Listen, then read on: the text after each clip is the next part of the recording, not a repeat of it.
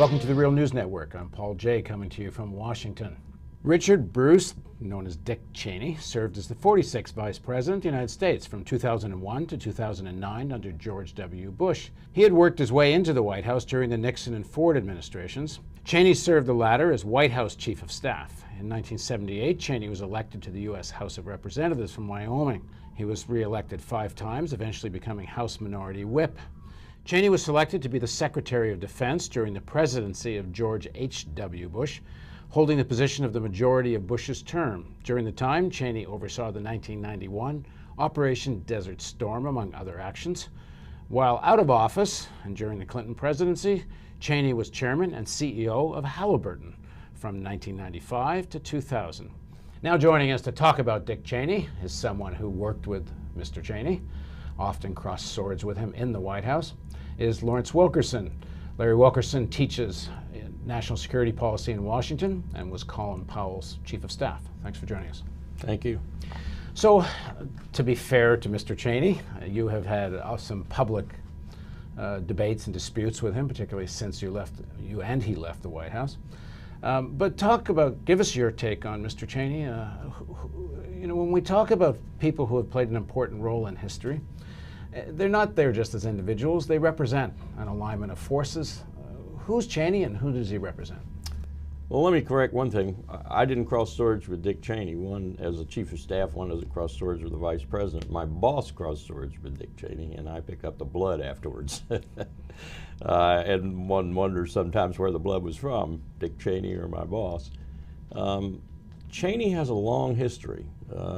Cheney goes all the way back, as you said, to an administration that was roiled by the aftermath of Watergate, Jerry Ford's administration, often called a caretaker administration. Cheney and Donald Rumsfeld appear on the scene again in tandem during the Ford administration. They will actually engineer the demise of probably the most powerful man in the Nixon administration other than the president, Henry Kissinger. They will first strip him of his duality of roles as National Security Advisor and Secretary of State, and then they will more or less push him out of government. They did this because he was looking for détente with the Soviet Union, which they thought was absolutely the wrong policy. They wanted to stand up to the Soviet Union with the full armored might of America and fight a war if necessary. And so Kissinger was persona non grata and had to be gotten rid of. Before I stepped into my shoes at the State Department in 2000, as we were going through the deliberations on who would be president, I had lunch with an 80-year-old gentleman who was nonetheless extremely lucid and coherent from that time period. And this is what he said to me: beware of Donald Rumsfeld. He is an abject liar. Lying is a way of life to him. And I watched him lie to Jerry Ford and get rid of people, even cabinet officers, so he could then take their position. Be very careful around Donald Rumsfeld. He is also as smart a bureaucratic operator as I've ever seen. This was the gist of the luncheon conversation. I then said, well, what about Cheney? Cheney and Rumsfeld are linked at the hip, he said. And so that was. And who's he? That was I won't tell you his name. I might get him in trouble. He's still alive. He's pushing 90 now. He worked for Reagan. He was in a very important position with Reagan, but he also preceded Reagan in terms of being in the White House, and a very astute Republican who nonetheless had these things to say about Donald Rumsfeld and Dick Cheney. And from that moment on, I have to say I was on my guard. I would understand later, a year and a half later, when Rich Armitage, as Deputy Secretary of State, would refer to the Cheney office as the Gestapo, and refer to Cheney operatives like Scooter Libby and John Hanna and David Addington as the SS, as Nazis. So who does Cheney represent? Cheney doesn't become so powerful all on his own.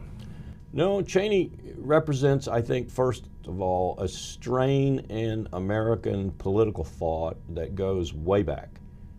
Certainly goes back to World War II and really takes on an enormous national security dimension after World War II because of the power America had gained in that war. She was the new Rome. And because of the adversary she confronted, ideological adversary of communism and a real adversary of the Soviet Union, country of 11 time zones, and at the end of the war, 90 to 100 divisions, which frightened the bejesus out of Europe in 1946 and 47.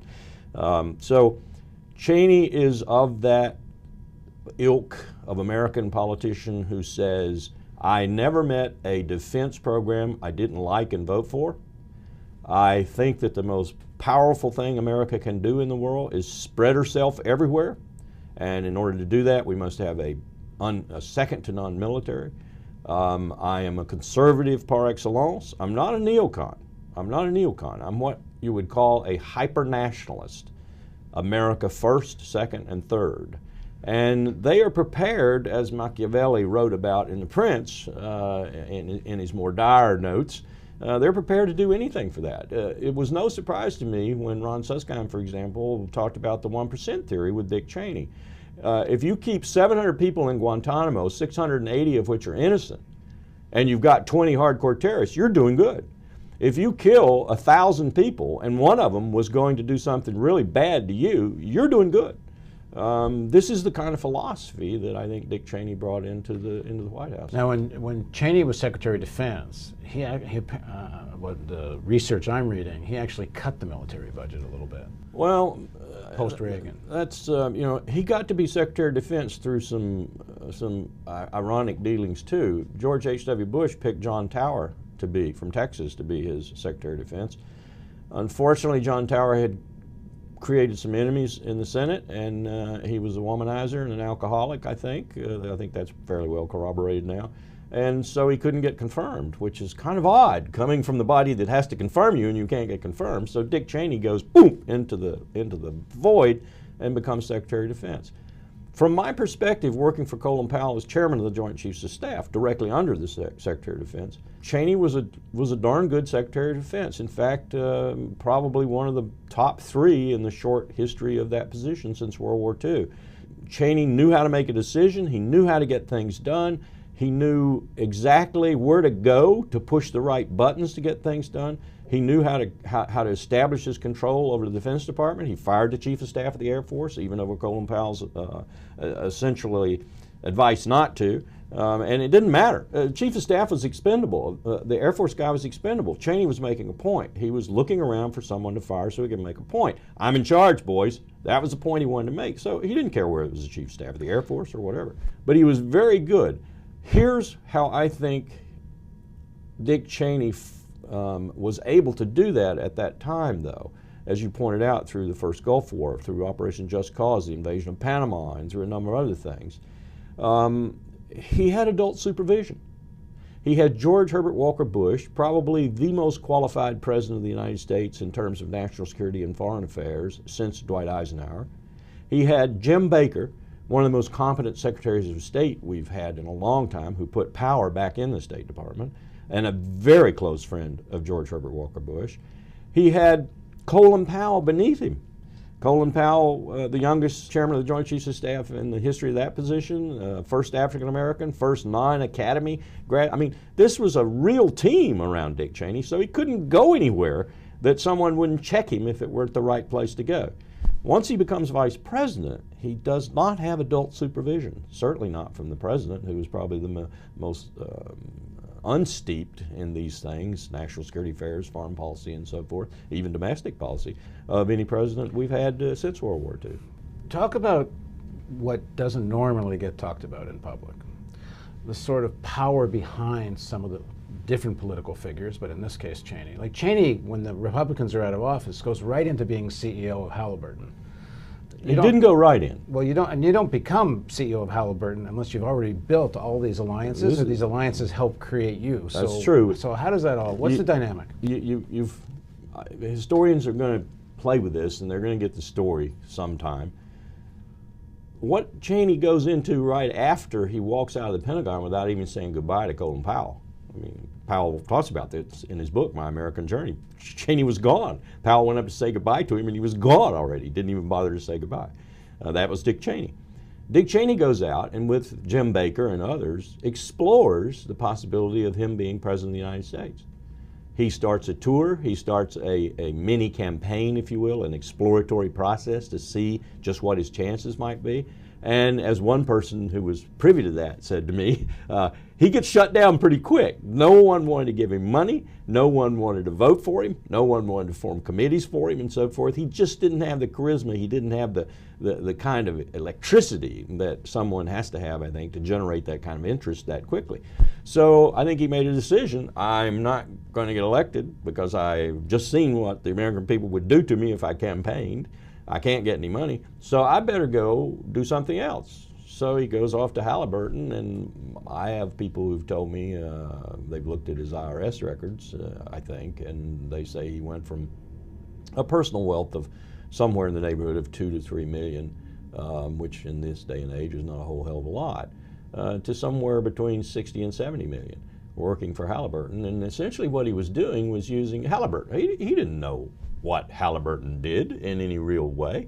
He went out and used his congressional contacts, which he'd gathered over those 5 terms in office, the contacts he'd made when he was Secretary of Defense in domestic arena and in Saudi Arabia and elsewhere, and he turned that Rolodex into profit for Halliburton. I mean, this was a man who could get in everywhere. Riyadh, Beijing, you name it, he could get in anywhere.